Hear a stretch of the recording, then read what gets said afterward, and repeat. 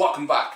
Today I want to talk about the lessons we've learned over the last 13 months as we start to reopen everything and how we are going to grow from that experience. So before I do, please smash the like button, make sure that YouTube knows you like what I'm saying, and if you haven't done so already, hit the subscribe and the bell to stay notified of my future content. And moving on.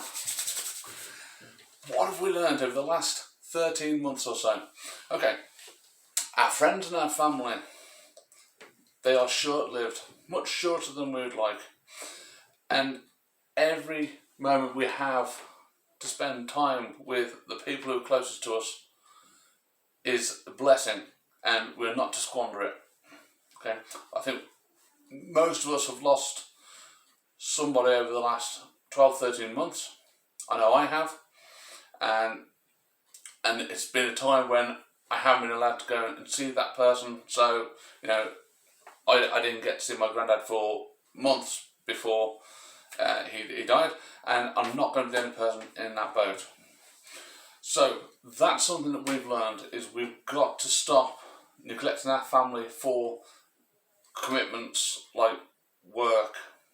Okay, work is important, we have to earn our livings, but we have to start going back to being able to make time for our family.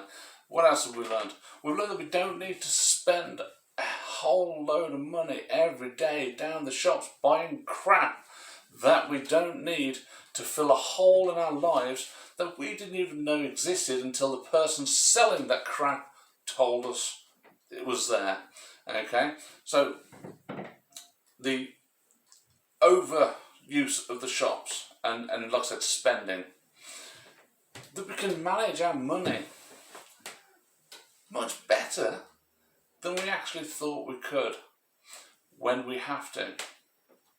Okay, a lot of us have had to look at the way we spend, look at the way we use our money, and we've had to find more efficient ways of running our lives. But we've learned that we can do it. What else we learned? We learned that exercise is an amazingly important part of our lives. And might shoot myself in the foot here, but in order to exercise, you don't need expensive gyms, you don't need expensive equipment. You just need to get out, walk. Okay? So we've learned that we can get a very important part of our life, that's our exercise, without having to spend a fortune doing it. We've also learned that an hour exercising with a friend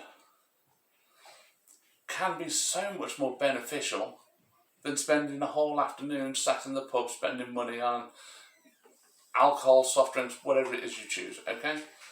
That we don't need to surround ourselves by hundreds of other people in these locations, people that we don't know, don't care about, spending money that we might not necessarily have.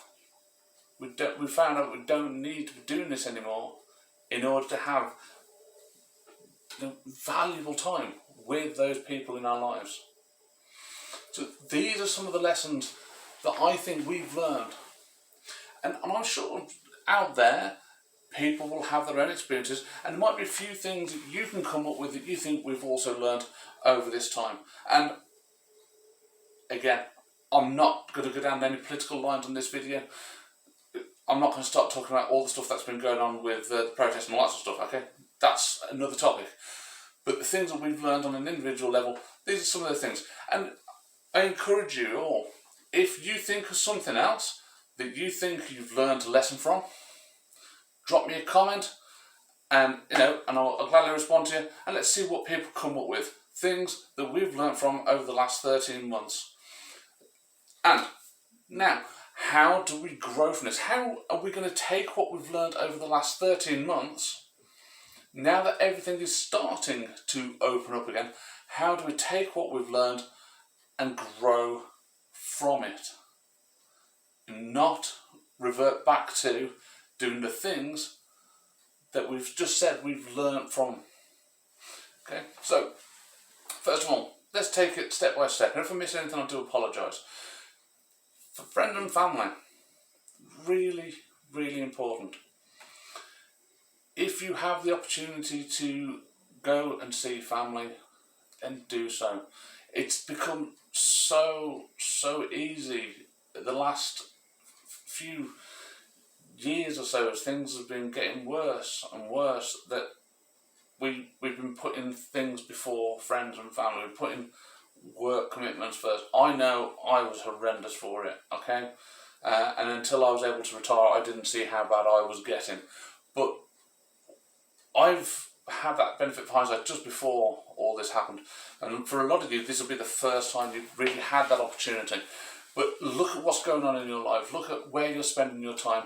And if you find that you're working really, really hard, and fair play, we all have to, but to pay for the things that you don't need, and the knock-on effect of that is that you're sacrificing time with your family, then look at those things, okay? Let's have a look at where we're spending our money. Now, I know we're all in our own boats here, okay? And some people are living day to day, working all the hours they can in order to survive. And this is no way any criticism to people in that situation.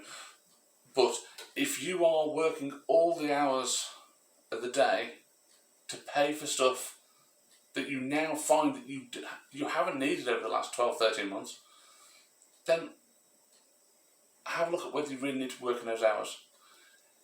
Is there something better you could be doing at that time?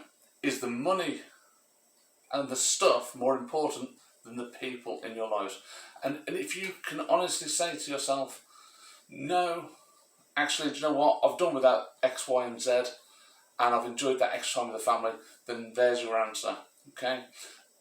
Let's see if we can put this work-life balance in its right place now, because for too long, for too many people, it's been work in order to buy stuff that we think we need that really we don't. So, spending time with our friends and family. And if you've got distant family that you can't go and see all the time, yeah, do you know what? You should have social media. Drop them a message every now and then. Comment on a post that they've put up, yeah? It doesn't matter how big or small it is, just let them know that you're still there and keep the lines of communication open. It's really, really important. What else did I say? Exercise. I can tell you now, before all the lockdowns happened, it felt like you never saw anybody out exercising, apart from those people who had their regular gym subscriptions, you know, your regular gym bros and that, okay? But all of a sudden, when people were told you're not allowed to go out except for an hour to do exercise, all of a sudden everybody realised they needed to go out and get their 1 hour exercise every day. Some people have never exercised an hour in their lives, but now they need to do it every day because they've realised that now that they've had that freedom to do so taken away, actually they miss it. And getting out and doing it, they've actually found they've benefited from it. Okay, so let's put that back into our lives. It doesn't, you know, I know we're all going back to work and that, but it doesn't have to be an hour every day. We've just said about spending time with friends and family. If you can go out and have a walk with that friend or family like you've been doing over the last 12, 13 months, then do that. You get that little bit of exercise in, and you're getting that little bit of socialisation in, and you're seeing your friends and family and getting that in as well, that quality time.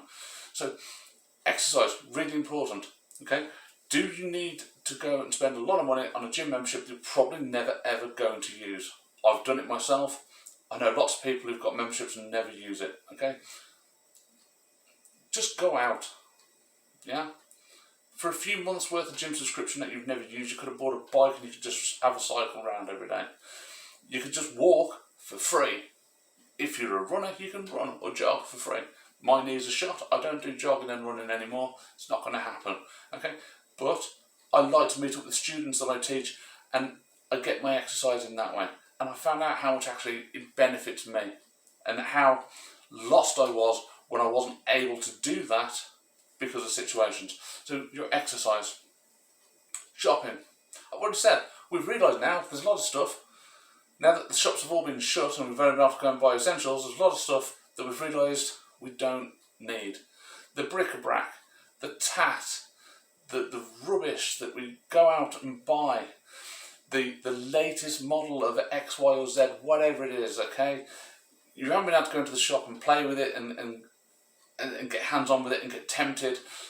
And it's only if you really have had that urge to get something, or you've really needed it because your phone's broken or whatever else, that you've gone and bought the things that you need.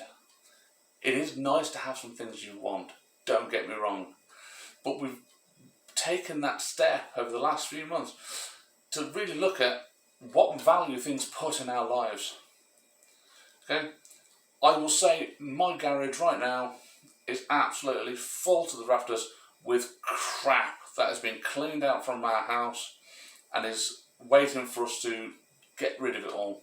Okay, if it can go down charity shops, it's going to charity shops. If it's completely knackered, it's going down the tip. But we are removing so much stuff. We've filled the garage, and I know I'm not going to be the only person in that situation.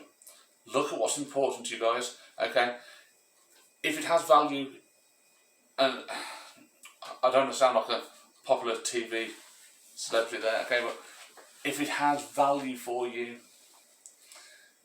then keep it. If it has no value in your life and you're just having it because you think it's something you should have because other people have got it, just get rid of it. It's doing nothing for you other than cluttering up your life and costing you money. Okay, so stop going down the shop all the time just because. Instead of going down the shop just to have a browse, go out and have a walk. Yeah, I'm not saying this is what you should do, I'm saying this is things that you can do, okay? To remove that element in our lives where we're buying stuff for the sake of buying it. And going down the shop, just have a browse. This is what shops love. They love impulse shoppers, okay? It's where the gate is. So we need to look, we've learned from that and we're going to grow from that. We're going to stop doing it. Oh, let's just go down there. What do we need? No, I don't know. Let's just go and have a look. No, if you want to get out, let's just get out. Just go and have a walk, okay?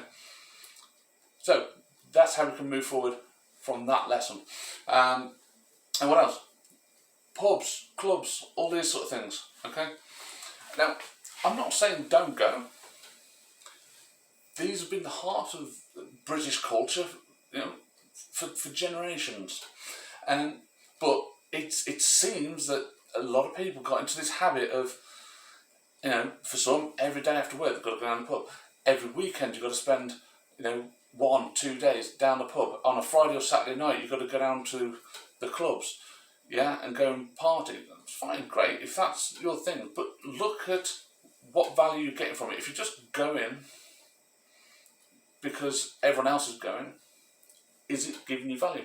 If it's something that really you do love and you do enjoy, and you get that value from it, brilliant, okay? But if it's just become a habit in your life that it's Friday to do clubbing, it's Sunday morning I've got to go down to the pub. No, if it's not giving you value, then stop. And one thing I've noticed over years now, okay, is with big festivals, Christmas, Easter, Halloween, everything else, it's becoming bigger and bigger and bigger, and it's becoming more and more habitual. People are doing it and they're competing. Everyone's competing with each other to do it bigger and better. But the bigger it gets and the longer it's dragged out for, like 6 months of Christmas at the moment, that's where it is, okay, the less special the actual event is. And it's the same thing. If you're going and doing something habitually, is it giving you the value? If your friend calls you up and says, do you want to come and meet down the pub and we'll have a few drinks and catch up, do it. Great. Get some value from it. If it's just something you do every week, is it something special anymore? Is it still giving you the value? If it's the only time you have once a week to catch up with that person, then again, there's the value.